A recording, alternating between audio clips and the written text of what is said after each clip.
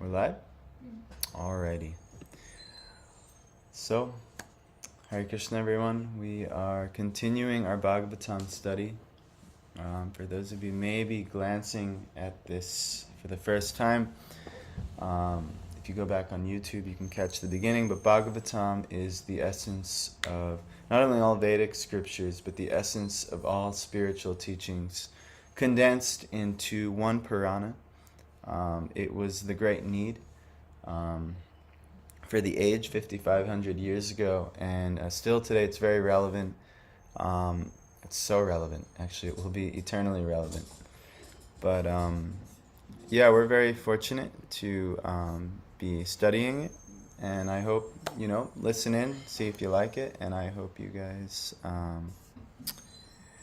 get greatly benefited, just like maybe we all have felt the great benefit. So, without further ado, before I speak anymore, we're going to do prayers glorifying the Bhagavatam, and we'll do prayers glorifying the lineage of teachers that have disseminated the Bhagavatam from time immemorial now down to this present age. And I can't have any of this amazingness in my life without the grace and the mercy of the lineage, the disciplic succession. It's called the parampara of gurus, the Guru Parampara. So without further ado, Meghna, I'm going to share screen. I'm going to give this to you, and you will take people through the prayers.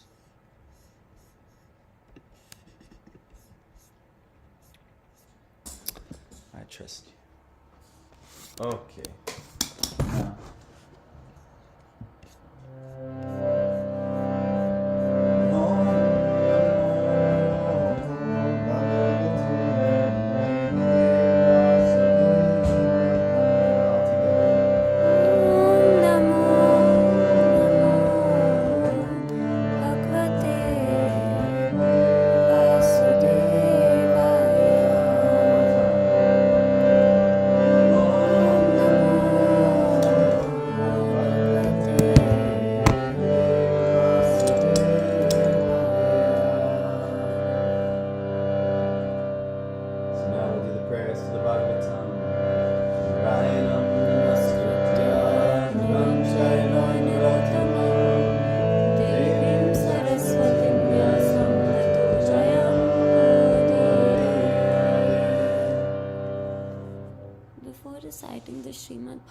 which is the very means of conquest, one should offer respectful obeisances unto the Supreme Personality of Godhead, Narayan, unto Nar Narayan Rishi, the supermost human being, unto Mother Saraswati, the goddess of learning, and unto Srila Vyasadeva, the author. Shrinvatam Svagata Krishna Punya Sharana Kirtana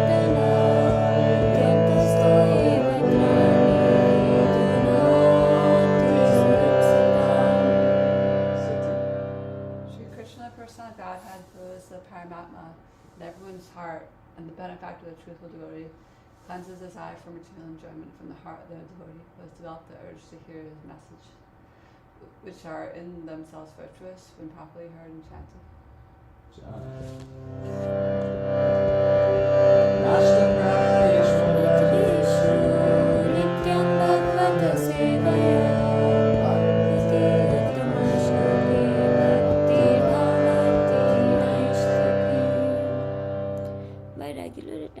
Classes on the Bhagavatam, and by rendering service to the pure devotee, all that is troublesome to the heart is almost completely destroyed, and loving service unto the personality of Godhead, whose praise with transcendental songs is established as an irrevocable fact. Yeah. So now we'll do some prayers glorifying the spiritual teachers who have given us this Bhagavatam. The chief being His Divine Grace A.C. Bhaktivedanta Swami Srila Prabhupada. So we're going to do Namo first. Yeah, we're going to do Namo first.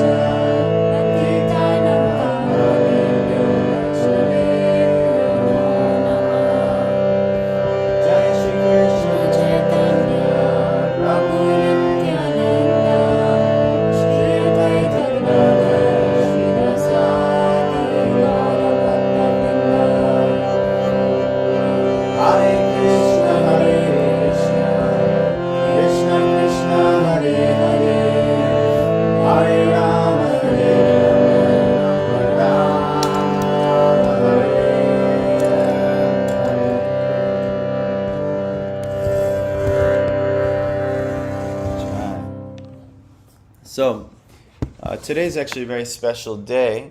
On the surface level, our very nice devotee who just moved in here, Murai, it's his birthday today. His wife is with us joining for the class, but he is upstairs getting ready. But he may be down here as well. But he is fortunate enough to have his birthday on a very, very special day in the Gaudiya Vaishnav calendar. It's the appearance day of Gadadhar Pandit. Gadadhar Pandit is an incredible personality, and I truly wish I had more authority to speak on Gadadhar Pandit. Luckily, where we're at in this intro to the Bhagavatam, which is the explanation of Lord Chaitanya Mahaprabhu's life, which is a practical explanation of how the Bhagavatam is lived out in this more modern age. But Gadadhar Pandit actually was responsible for the pastime that we're seeing right now of bringing a Sarvabhauma Bhattacharya together with Gopinath Acharya and the devotees, because he had a relationship with Gopinath Acharya in Navadvip.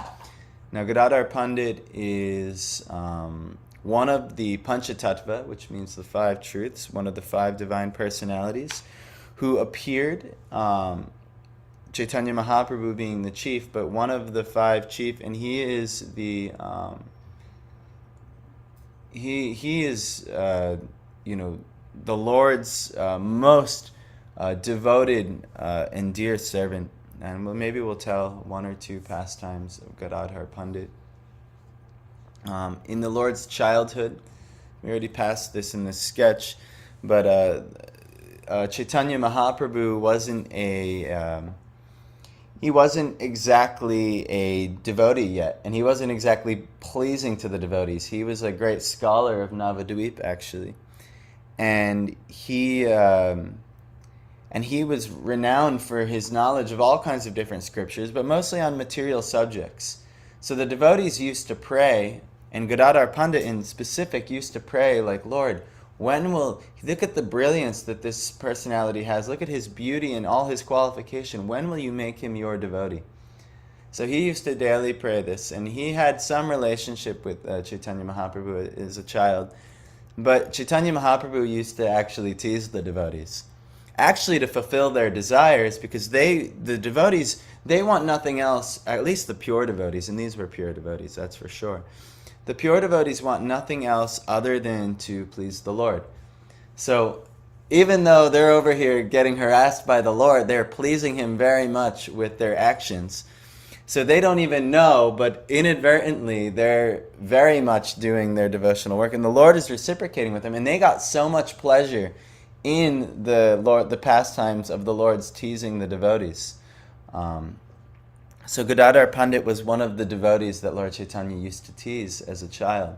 And Gadadhar Pandit was renounced from from his childhood. It's said that, in Chaitanya Leela, now we have to understand a certain principle, that when the avatars of the Lord appear on the earth, they'll come at a certain time in a certain way, in a certain type of personalities, and even a village and what they do. But in this age, they came as Lord Chaitanya. But in a previous age, in Krishna Leela, Gadadhar Pandit was actually Radharani coming down and supporting Lord Chaitanya in his... Because Krishna, the reason Lord Chaitanya came, Krishna wanted to taste the love of Radha that she was exhibiting in Krishna Leela. So he came as Lord Chaitanya Mahaprabhu in her color, which is golden, and tried to exhibit the qualities of being his own devotee, but taste the very thing that Radha was always experiencing. But Radharani also, even though Lord Chaitanya wanted to taste her the ecstasy that she was experiencing in being a devotee of him, she naturally always just wants to serve him. So she felt, I have to come too, and I'll support him in his endeavor and his mission, and that's Gadadhar Pandit. So from the very beginning of life, Gadadhar Pandit used to try and always encourage the Lord towards a devotional spiritual life, a renounced order of life, a more life in full commitment to the Lord. There's so many really nice pastimes of Gadadhar Pandit. I mean, we could just do all that today and just read a little bit, but maybe we can talk a little bit about Gadadhar Pandit. So that's one pastime. He always used to plea that the Lord become a devotee one day, and actually used to get teased by the Lord often, which is something in Krishna Lila. Radha and Krishna are always, it's often Krishna teasing Radha, but she's good at it too, so like this. But later on, there's a really nice pastime with Pundarik Vidyanidhi, who's actually said to be Radharani's father in the past Leelas. But Pundarik Vidyanidhi was actually a great materialist, and he was a great devotee, but he appeared to be a great materialist. So Gadadhar Pandit had heard about Pundarik Vidyanidhi, and Lord Chaitanya, he predicted that Pundarik Vidyanidhi has come to Navadvip. He's like, my father has come, Father, Father, and he was like crying in ecstasy, and none of the devotees knew what was happening. And what actually was happening is that Pundarik Vidyanidhi had arrived in Navadvip. And so it was finally revealed that Pundarik Vidyanidhi was the one that Lord Chaitanya was crying over. But a lot of the devotees, they couldn't understand, well, he's like rich, he's got beautiful hair, he doesn't look renounced at all, he doesn't look like a typical devotee at all. He's got the finest clothing, the finest material things, he's got all these things. So Mukunda, who's was actually a great singer for the Lord, he brought Gadadhar Pandit to Pundarik Vidyanidhi, and he said, you have to see this devotee. So Gadadhar Pandit said, yes, I'd love to meet a pure devotee. This is amazing. So Mukunda was glorifying Pundarik Vidyanidhi. But Gadadhar Pandit, that he met him, and he saw all the opulence of Pundarik Vidyanidhi, the beautiful hair, the fine couches, the fine material items, the finest foods being served out. I think he was chewing on pan, and so all these things. And so Gadadhar Pandit, in his mind, he said, no, this cannot be a great devotee. Look at all of this material opulence that he lives in. And so Mukunda realized actually what Gadadhar Pandit was doing, was what he was feeling in his heart. So Mukunda started singing a verse of the Bhagavatam, and I believe he was singing a verse, he was singing, I think, the Gopi Gita, which actually would have been Gadadhar Pandit, Radharani in the past, one of her prayers. But if it wasn't her prayer, it was a prayer of one of her dear associates, as the gopis. So he sings this verse, and Pundarik Vidyanidhi just starts going into almost like a manic episode of pure ecstatic devotion, and just starts rolling on the ground in ecstasy, kicking over all the material items that, like, he completely, like, in a devotional ecstatic bliss, completely trashed all of the material items before him. And Gadadhar Pandit, like, had his hairs were standing on end. He was just watching this devotee in ecstasy, hearing about Krishna and his pastimes with the gopis, and he realized that I've made a great mistake. I offended a Vaishnava by feeling in my mind that he wasn't very advanced, when actually he was so advanced. So Gadadhar Pandit, actually, there's a whole pastime how it happened. He wanted to take Pundarik Vidyanidhi as his initiating guru, and he did, which is very funny. Let's see if I can remember anything else about Gadadhar Pandit. In the later pastimes, closer to where we are now, Gadadhar Pandit was, once Lord Chaitanya became a devotee and became, a sannyasi, and was beginning his preaching mission, Gadadhar Pandit was one of his most faithful servants, or if not his most faithful servant. Arguably, I would say, you'd have to say he's his most faithful servant. But Gadadhar Pandit made, when the Lord was to reside in Puri, due to it was mentioned in a past class we did. you want, you can look up the series on YouTube. It's on the YouTube channel, Ram Das Bhakta. And when the Lord was deputed to Puri by his mother, Gadadhar Pandit said, I take a vow to never leave Puri. I'm going to take what's called Kshetra Sannyas, which means I'm going to renounce everything other than serving this holy Dham. And why did he go to Puri? It was because the Lord, Chaitanya Mahaprabhu, was in Puri. But then Chaitanya Mahaprabhu surprised everyone. He said, I want to tour South India. And I want to go to Vrindavan. So now all the devotees are frantic. And they really don't want him to go. So the Lord is leaving and everyone's in devotional ecstasy. And so all of a sudden Gadadhar Pandit starts following him. And the Lord is saying, what are you doing? How are you following me? You took a vow to be here. And he's like, to hell with my vow. I'm here for you. So he would follow the Lord for some time. He broke his vow and he went outside and he was following the Lord. But the Lord kept avoiding him. He was very displeased that Gadadhar Pandit was breaking his vow. And so it was a whole pastime exchange between Chaitanya Mahaprabhu and Gadadhar Pandit. And then I forget the name of the river, but there was a river. And there was a boatman that was to take Chaitanya Mahaprabhu across. And Chaitanya Mahaprabhu forbid Gadadhar Pandit. There was a whole back and forth discussion, and Gadadhar Pandit was arguing every reason that he had to go with the Lord. But Chaitanya Mahaprabhu wouldn't accept it. Internally, he had Leela to do. And also, we have to see everything that the devotees do. It's didactic, means it's meant to teach us. Gadadhar Pandit, when he was forced to finally give up Chaitanya Mahaprabhu, he just fainted. He just kept fainting on the side of the banks of the river as Chaitanya Mahaprabhu was departing. And so this is actually, this is one of the qualities of an incredible devotee, and how one looks at their Lord. This could also be utilized how one might look at their guru. If one finds a personality that they feel so connected to Krishna, so connected to spiritual life through this one person, this person can become one's guru. And so there's many lessons here in this pastime. Gadadhar Pandit was well known for worshipping in Puri. Bhaktivinoda Thakur, he worshipped just like we worship Radha and Krishna. He would worship Gaura Gadadhar, at the same as Radha and Krishna, Chaitanya Mahaprabhu and Gadadhar Pandit in the deity form as well. Gadadhar Pandit, I believe, worshipped, maybe you would know, Sati, it was Tota Gopinath, I believe. I think that's the deity that Chaitanya Mahaprabhu disappeared into. Chaitanya Mahaprabhu had an incredible... All right, happy birthday and welcome. And also happy Gadadhar Pandit's appearance day. You're very fortunate. It's my guru's lunar appearance day, evidently. So that would mean it's your guru's appearance day as well.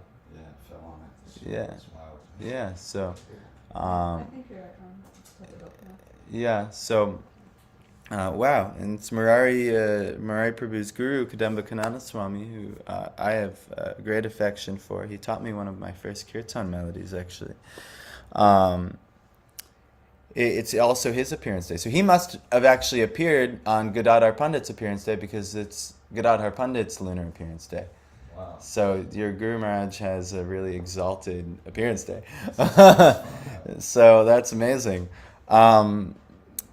So, yeah, he used to serve Tota Gopinath, which Chaitanya Mahaprabhu actually disappeared into this deity, I believe. I'm not an authority on the subject matter, so I won't go into so much more detail about that. But Gadadhar Pandit was the very epitome. I mean, if anyone knows about Gaudiya Vaishnava canon, he is Radha returning, showing how... pure bhakti to the highest limit. So really, Gadadhar Pandit, this day is just an incredible day to get so many blessings on pure bhakti. That means anyabilashita shunyam jnana karmadyanavritam. Without any trace of karma or what type of fruitive result or what's in it for me. as far as, I'll do some bhakti, I worship the Lord, I'll offer my worship to the Lord, but what's my kickback? What do I get out of this? And the other one, jnana, knowledge and freedom, and with that knowledge, freedom from all kinds of the sufferings that this material world has to offer. The devotee, they're willing to undergo so much suffering for the pleasure of the Lord. And I pray, and I hope we all can pray, that maybe one day, just a fragment of that type of bhakti, a drop of the unlimited nectar that type of bhakti has, can somehow fall upon me through the grace of the Vaishnavas, through the grace of Guru, and maybe through the grace of Gadadhar Pandit. So I will end there my Gadadhar Pandit glorification, but on Great Personalities Appearance Day we should glorify. But we could actually hear, we're so fortunate that where we're reading, actually Gadadhar Pandit is right in the midst of the pastime, so we can hear about Gadadhar Pandit right where we're at. So we talked about last time the Shankar sect versus the Vaishnava sect of Vedanta, and we talked about how Srila Prabhupada and other disciples of Srila Bhakti Siddhanta, they were Bhakti Vedantists, so they were able to understand Vedanta from the scope of Bhakti, whereas most are studying Vedanta are Advaita Vedantists. So they're studying Vedanta from the scope of oneness, which is part of our Vedic understanding, but from that point of achieving oneness with the Lord, that's actually where bhakti can begin in what's called Shanta Ras. But they just say, oh, let's stop here, let's merge into the Lord, they try and commit spiritual suicide, in the sense that I don't want my own personal service to the Lord. I want to merge with the Lord. Where our lineage, the Bhakti Vedantists, they spit at this idea. What do you mean to merge into the Lord? Why would we do that? Let's please the Lord.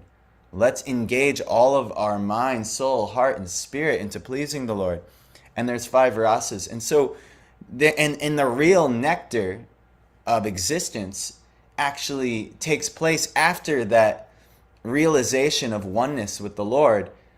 But now what do we do about it? We're realizing we're all connected to the Lord. We have a relationship with the Lord. And the Advaita Vedantists, they want to merge with the Lord. But the Bhakti Vedantists, they want to serve the Lord. And there's a progression of ways that they can serve the Lord. Now, where did we stop? Right after the cult. The Lord agreed. So what happened with Sarvabhauma Bhattacharya, he found Chaitanya Mahaprabhu fainted in ecstasy before the Jagannath deity. Then he brought him back because he realized these were divine symptoms of one who's achieved spiritual perfection. You see that there's like goosebumps all over the Lord's body. There were tears flowing from his eyes. There are symptoms of one who can actually is experiencing this devotional ecstasy. And actually, if you do practice with some time and find a glimpse of sincerity at some point in your devotional life, and it may happen, it's rare. I had 2 notable ones personally in my life at my second initiation and my wife's first initiation, and at my marriage, where actually I'm not a crier at all. I don't have the heart for crying, but I actually experienced that, wow, like due to my this experience, this devotional experience, I'm actually experiencing crying. So that's just a small taste of a vast ocean of type of devotional ecstasies that arise in the devotee in their service to the Lord, which is like amazing that the Lord, the devotee only cares about pleasing the Lord, and the Lord's reciprocation with that is the natural experience is devotional ecstasy. So everyone is feeling more and more ecstasy. The Lord is feeling more ecstasy in the service, in the love and the devotion from the devotee, and the devotee is similarly feeling that same ecstasy in performing the service. So Chaitanya Mahaprabhu clearly was exhibiting these symptoms that the Bhagavatam talks all about. So Sarvabhauma Bhattacharya recognized this. He took him back and he cared for him. He protected him from the guards who were wondering if this person was causing a ruckus in the temple. And then, through Gadadhar Pandit, Gopinath Acharya revealed that this divine person was at Sarvabhauma Bhattacharya's, and all the other devotees of Lord Chaitanya, Nityananda Prabhu, Gadadhar Pandit, and the rest who had followed him to Puri, they want to see the Lord. So they knew what to do. Sarvabhauma Bhattacharya had no idea what to do. He's fainted for like 9 hours, 10 hours, something like this. But what did they do? They start chanting, Hari Bol, Hari Bol, Hari Bol. It's kirtan. And they're chanting the names of the Lord. And then Chaitanya Mahaprabhu, he immediately comes out of it and he starts chanting with them. And that's how you get him out. So Sarvabhauma Bhattacharya is very charmed by Chaitanya Mahaprabhu and the devotees. So he's like, let me give you the best blessing I can give you. Let me teach you. Let me be your teacher. I'm an expert Vedantist. But like we mentioned, he's an Advaita Vedantist, not a Bhakti Vedantist. So this is the setup for this pastime. So we'll read. The Lord agreed to take lessons from Bhattacharya on the Vedanta, and they sat together in the temple of Lord Jagannath.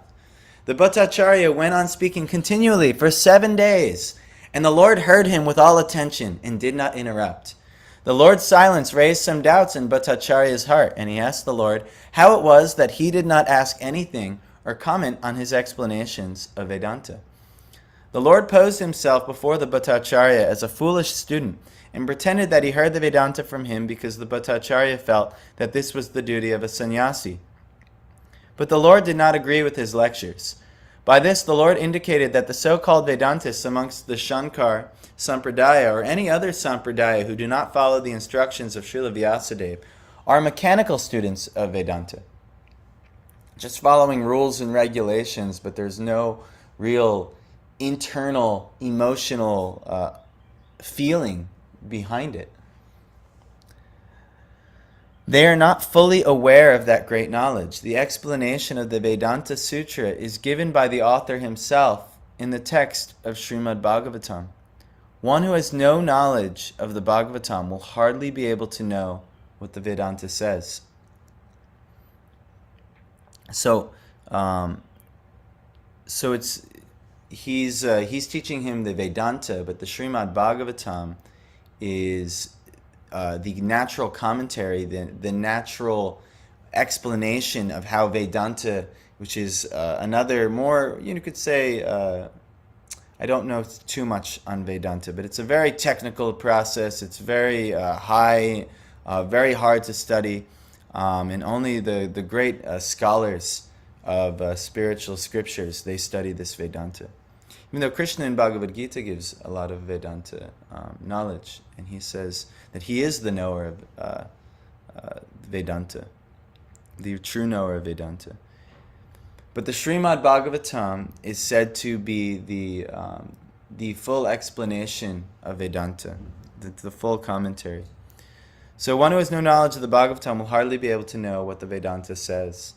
The Bhattacharya, being a vastly learned man, could follow the Lord's sarcastic remarks on the popular Vedantist. He therefore asked him why he did not ask about any point which he could not follow. The Bhattacharya could understand the purpose of his dead silence for the days he heard him. This showed clearly that the Lord had something else in mind. Thus the Bhattacharya requested him to disclose his mind. So the Lord was kind of hesitant to answer him. Upon this, the Lord spoke as follows: My dear sir, I can understand the meaning of the sutras like Janmad Yasya Yataha. That's the first verse, 111 of Srimad Bhagavatam. Shastra Yonitvat, and Athato Brahmajigyasa of the Vedanta Sutra. And that means that now we shall inquire into the absolute truth. And that's the prerequisite to study any Vedic literature, is that Athato Brahmajigyasa. But when you explain them in your own way, it becomes difficult for me to follow them. The purpose of the sutras is already explained in them, but your explanations are covering them with something else. You do not purposely take the direct meaning of the sutras, but indirectly give your own interpretations. So this is a huge fault of the Shankar Sampradaya. And actually, this is Shankar's design. He was an incarnation of Shiva, meant to actually bewilder a certain populace, an insincere populace of people, and actually punish them with their, spiritual arrogance. If we get arrogant in spiritual life and we get excessive pride and we think we're so great and look at our achievements, look at our accomplishments, the ultimate punishment one gets for that type of offense at the highest level is actually this spiritual suicide of wanting to be the Lord himself, wanting to merge with the Lord. So actually, this is the great fault of the Shankar Sampradaya. And actually, Shankar actually preached this, not because he believed it himself. His commentary, his explanations of his feelings on Lord Narayan indicate otherwise. But to his students, what he preached was the ultimate merging with God. Why? Because he has a thankless task of punishing a certain group, and these very prideful religionists have to be punished. That's the Lord's nature. And when we get prideful, maybe we won't get punished so much that we become Mayavadi, or like this Advaita Vedantis wanting to be God, but we will get humbled severely when we become too prideful. So this is something the Lord does. And Sarvabhauma Bhattacharya is about to get humbled in the best possible way, directly by the Lord himself. And he's saying you're indirectly giving your own interpretations, which is what the Shankar Sampradaya promotes, giving all kinds of esoteric interpretation on the Shastra instead of just taking it for what it is. There is more hidden esoteric understanding, but it's all in relation to what the actual explanation is that you can look at. There is a literal element there, where they try and say it's all esoteric, it's all hidden, it's all beyond, and it all has to do with your personal, I wouldn't say, but your own interpretation of it, which is a great fault. So the Lord thus attacked all Vedantists who interpret the Vedanta Sutra fashionably, according to their limited power of thinking. They try to put the Vedanta Sutra into the box of their own mind and how they can interpret things, to serve their own purpose. Such indirect interpretations of the authentic literatures like the Vedanta Sutra are hereby condemned by the Lord. The Lord continues, Srila Vyasadeva has summarized the direct meanings of the mantras in the Upanishads in the Vedanta Sutra. Unfortunately, you do not take their direct meaning. You indirectly interpret them in a different way. The authority of the Vedas is unchallengeable and stands without any question of doubt, and whatever is stated in the Vedas must be accepted completely. Otherwise, one challenges the authority of the Vedas. The conch shell and cow dung are bone and stool of two living beings, but because they have been recommended by the Vedas as pure, people accept them as such because of the authority of the Vedas. Now, you might need a little context to that. What does a conch shell and cow dung have to do with anything? The conch shell is the bone of an animal, a type of sea animal. So, but it's a bone. And animal bones are considered to be impure by the Vedas. It's stated in the Vedas, animal bones are impure, but it's stated elsewhere in the Veda. But this bone, the conch shell, is very pure and can be used in ritual worship. Actually, we blow on a conch shell, and we pour water on a conch shell when we offer it to the Lord in some archana deity worship processes. Similarly, cow dung, poop of humans and all animals is considered to be impure, except cow dung. Now you may argue, well, that's nonsense. That's material science. Cow dung is also similarly gross. No, material science has even proven that cow dung is the only type of dung that has antiseptic properties, where instead of facilitating greater growth of bacteria, cow dung actually reduces the growth of negative bacteria and it's antiseptic. Like if you were to have a cut, if you put cow dung in it, it would actually reduce the infection. If you put any other dung in it, it would enhance the infection greatly. Don't put poop in your cuts. It may accept cow dung maybe. I have a nice tooth powder, and it helped me in my radiation, and it was cow dung powder Really? with ash, and an Indian gave it to me, and it was really difficult for me to conceive putting in my mouth. And then when I got my radiation, I was like, I just was desperate for anything, and I used it. I started using it. Yeah. And it helped so much. And Wow. I found out that in Western medicine and pharmaceuticals, actually cow dung is a big property in a lot of the pharmaceuticals that we actually take. It's Wow. actually like an ingredient. Really? So yeah, when I brought it up to my doctor that I was taking cow dung in my mouth, she was like, "Oh, that's very good." Wow. She's like a Muslim lady, but you know, she was onto it. Yeah, that's very good. I mean, material scientists, But it still was they know gross this. for me growing up. I mean, like Yeah. dung in my mouth or even on me is like really a hard concept to understand, but it works. Absolutely.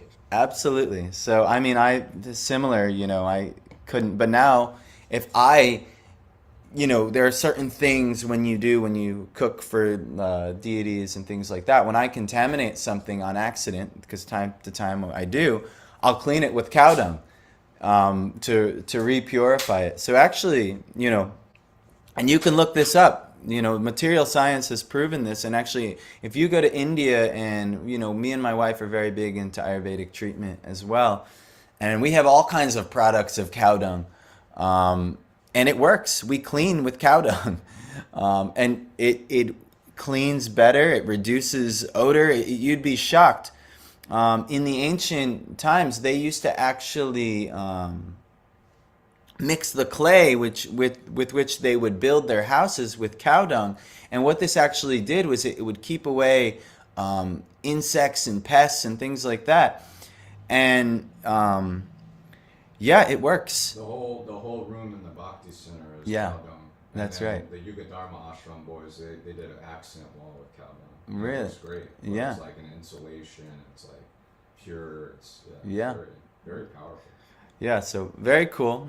Sorry to take the subject matter onto dung and stool today, but the Vedas also say that cow dung is pure, and that actually you can purify things with cow dung. Now, so the Vedas say this, but if you try and interpret it with your own mind, you won't be able to understand it, and you'll be like, no, poop is impure. And so are our bones. I can objectively see, but you wouldn't be able to realize, no, this one is actually different. So he's giving this as an example. The idea is that one cannot set his imperfect reason above the authority of the Vedas. The orders of the Vedas must be obeyed as they stand without any mundane reasoning. The so-called followers of the Vedic injunctions make their own interpretations of the Vedic injunctions, and thus they establish different parties and sects of the Vedic religion. Lord Buddha directly denied the authority of the Vedas, and he established his own religion. Only for this reason the Buddhist religion was not accepted by the strict followers of the Vedas. But those who are so-called followers of the Vedas are more harmful than the Buddhists. The Buddhists have the courage to deny the Vedas directly, but the so-called followers of the Vedas have no courage to deny the Vedas, although indirectly they disobey all the injunctions of the Vedas. Lord Chaitanya condemned this. He's saying, so-called, and you see this, I'm sorry to say this, but a lot of what's modern Hinduism is that more dangerous, we study the Vedas, we believe in the Vedas, but they, for every step of the way, don't follow the injunctions of the Vedas. And it's more dangerous because it creates a farce of what the actual Vedas they want to give us. Whereas Buddhism, it's known, it's rejected. We reject the Vedas. That's a part of Buddhism. They reject the Vedas. And so, so Chaitanya Mahaprabhu said this is more dangerous. This is more the Advaita Vedantists, or this interpretation of the Vedas to whatever one likes, is so much more dangerous. Another good example, I'll say it, is this Sadhguru. He's a total, just whatever in his meditation, his mind wraps around his interpretation of the Vedas. I mean, he doesn't even read the Vedas, but he tries to give explanations on Krishna and the Bhagavad Gita and things like this, and he just has no qualification. But he has a huge following, and so many people follow him, and they really like him. And he does teach some Vedic understanding of sattvic lifestyle, meditating and living in nature and being more eco-friendly and sustainable. But ultimately, he's missing the whole point. Why to do all these things? Ultimately in glorification and service to the Lord, but he wants nothing to do with that. And if you look deep down in his heart, like all of us, without the tendency to serve the Lord, it's all about what service to himself. It's selfishness. It's ultimate selfishness. So, here we go. We keep on moving on. What time is it, by the way? 8:06. Oh, we got to end. All right, one more paragraph. The examples given by the Lord of the conch shell and the cow dung are very much appropriate in this connection. If one argues that since cow dung is pure, the stool of a learned Brahmana is still more pure, his argument will not be accepted. Cow dung is accepted, and the stool of a highly posted Brahmana is rejected. The Lord continued. The Vedic injunctions are self-authorized, and if some mundane creature adjusts the interpretations of the Vedas, he defies their authority. It is foolish to think of oneself as more intelligent than Srila Vyasadeva. These are great rishis who are actually incarnations of the Lord himself disseminating this knowledge. We should not read this and think that we are on the same level or, oh, this is of the past. They're so much more advanced than you. You just read the Bhagavatam and hear the explanations given of the universe, the cosmology, the internal universe, and the internal process of bhakti. The things that they realize is so far beyond, especially Srila Vyasadeva, what we can realize. And yet, we just reject in modern science, oh, this is ancient myths and fairy tales. No, this is so much beyond the limited mind that you are interpreting the world in. So we should be very humble when trying to excavate spiritual wisdom and study it. He has already expressed himself in his sutras, and there is no need of help from personalities of lesser importance. His work, the Vedanta Sutra, is as dazzling as the midday sun. And when someone tries to give his own interpretations on the self-effulgent sun-like Vedanta Sutra, he attempts to cover this sun with the cloud of his imagination. We can do this so much with our own imagination, and we can do it in bhakti. We can and we do this. This is called Sahajiyism, where we put our own interpretation and imagination on the process instead of seeing it for what it is. And this is, we're all probably guilty of this. Well, I'll speak for myself. I'm guilty of this. The Vedas and Puranas are one and in the same in purpose. They ascertain the absolute truth, which is greater than everything else. The absolute truth is ultimately realized as the absolute personality of Godhead with absolute controlling power. As such, the absolute personality of Godhead must be completely full of opulence, strength, fame, beauty, knowledge, and renunciation. Yet the transcendental personality of Godhead is astonishingly ascertained as impersonal. So he's going to go on here. So we're going to stop here. This is the ultimate debacle. All the Vedic scriptures gives a personal understanding of God. There are some Upanishads that indicate an impersonal understanding. But actually all of the Vedic canon understanding gives a personal nature of God. And it makes sense that if the thing that we enjoy out of life is the most is personality and persons, and the only exchange of love is with personalities, even if they're of animals, but all kinds of personality, naturally, the Lord, the creator of all this, must have a personality. But the Vedantists, they try and reject personality. We'll get to that next time. I think we'll continue tomorrow, and that'll be my last day for probably 5 days. We're going to go to Dallas. So thank you again. All glories to Gora and Gadadhar. That's Chaitanya Mahaprabhu and Gadadhar Pandit on this special day. All glories to assembled devotees. Thank you so much. I hope this is somehow beneficial to some of you. We'll move on now to the next part of our program, which is the Guru Puja, or offering of flowers to the Guru, and then we'll do a little kirtan. So thank you, and Hare Krishna. Guru, would you like to sing, or not feeling up to it? I could probably sing. Okay. All right.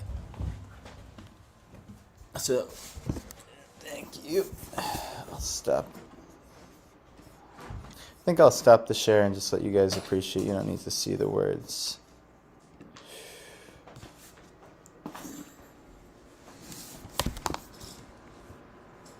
Hare Krishna, Hare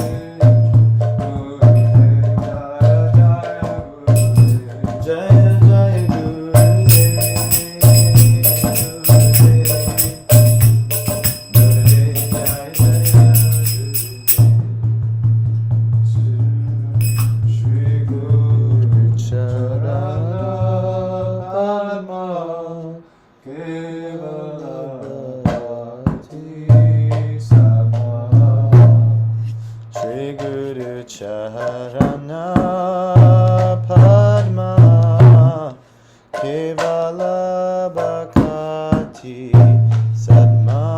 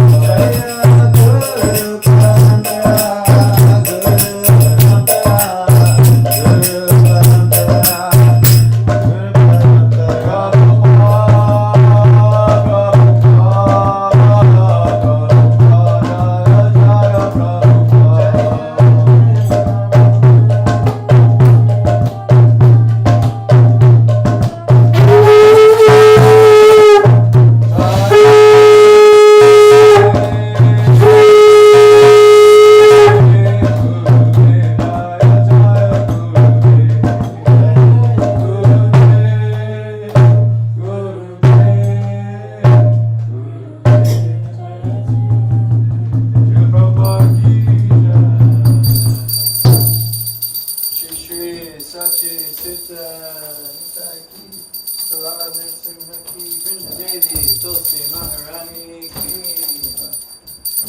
Govinda Adi Purusha. All together. Namaham Bhajami Govindam Adi Purusha.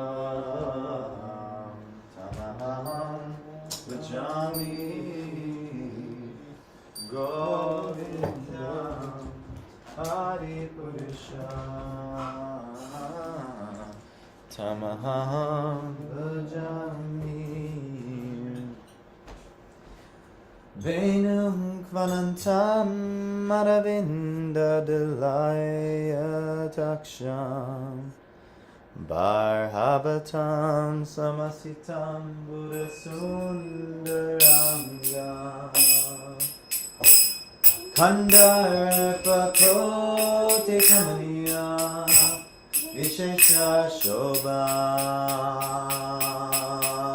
Govindam Adi Purusham Tamaham Bhajami Govindam Adi Purusham Tamaham Bhajami Govindam Adi Purusham Tamaham Bhajami. Anjani Asya Sakame Priyaniti Mandi Kashyanti Mandi Kalayanti Srinam Jaganti Ananya Chinmaya Sayu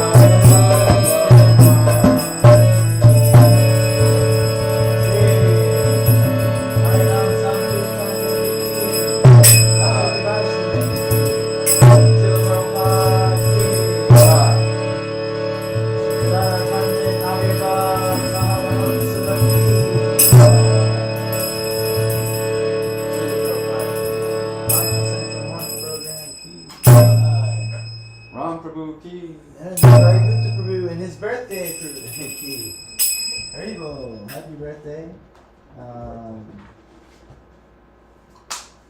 So, all right. Thank you, anyone who joined us live. We very much appreciate you all.